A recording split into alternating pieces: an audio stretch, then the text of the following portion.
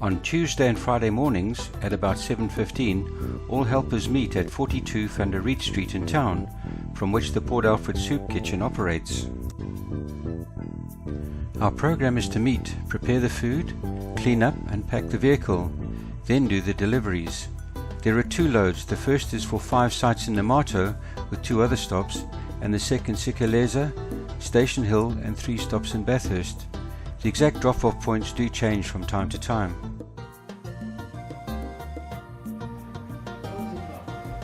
The soup has been prepared by Toms, Eric and Barry and gets loaded into the sealed buckets.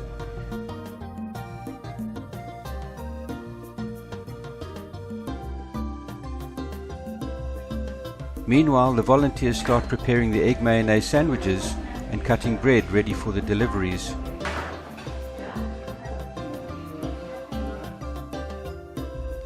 Denny and Helmut prepare peanut butter sandwiches for the children, and today they have provided suckers for the children too.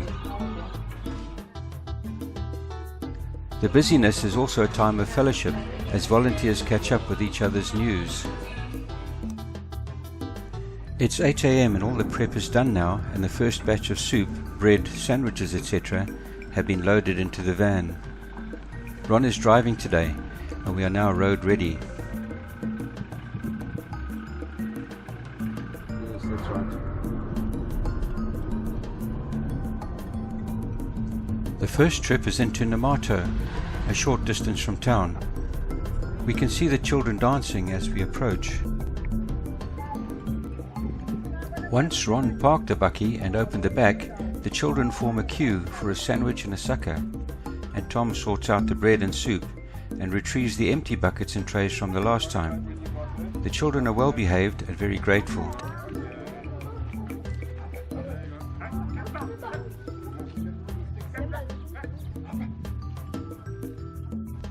The home of the lady who hosts the meal is always neat, and she grows vegetables and flowers.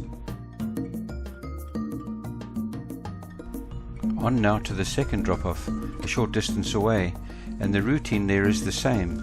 We are rather wary of the dogs that hope for a titbit. There have been some savaging incidents around, and one can never be too careful.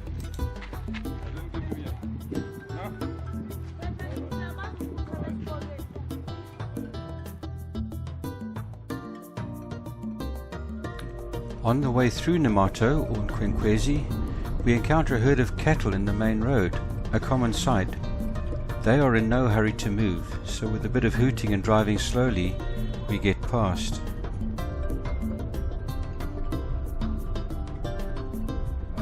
We have arrived at Namato 3. Here there are many dogs, so caution is essential. As they offload the food, Tom's breaks off a stick in case the dogs need controlling. The routine is the same, but we were not prepared for so many children at each site, so we're starting to run low on sandwiches. Next to this property we can get a glimpse of the Cowie River going into Port Alfred. And you pick up these gammons at such good prices. At the fourth drop-off, there are several children again, and we run out of sandwiches. It's hard to see them expectant and not be able to bless them. The inevitable squabbles break out. Apart from school terms, it's hard to predict how many sandwiches exactly will be needed.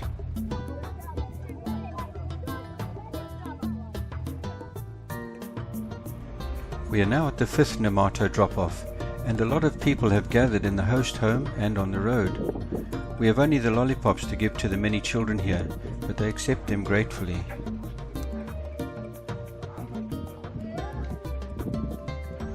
Our last stop on the first trip is the Skills College in Hellier Street, providing soup and bread for the students. You can't learn well on an empty stomach.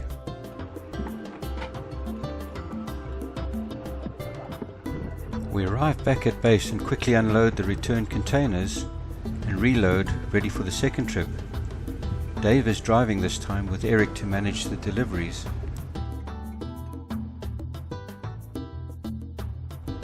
The first stop on the second trip is Sikeleza, a short distance away, and it's near the police station. Several people seeking work but haven't been employed today, some homeless folk and various other people gather. It's an average queue today, but it can be quite long at times. Some stew mix, sandwiches and boiled eggs as well as soup are served, and they're often collected to take home later for their families.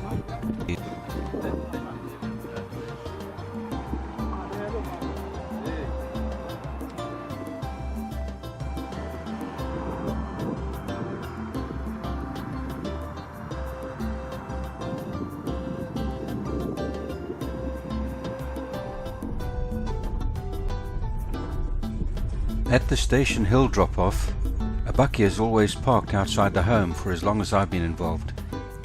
The bread and soup are transferred to the back of it and served from there.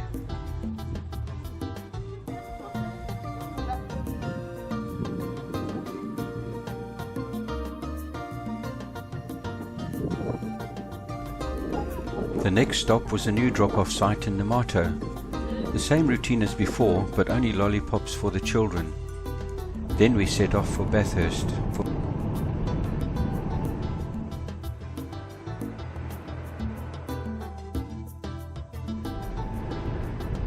A package was delivered to a family via the second-hand shop and another family close by. The last drop-off was at the Nolukanyo township.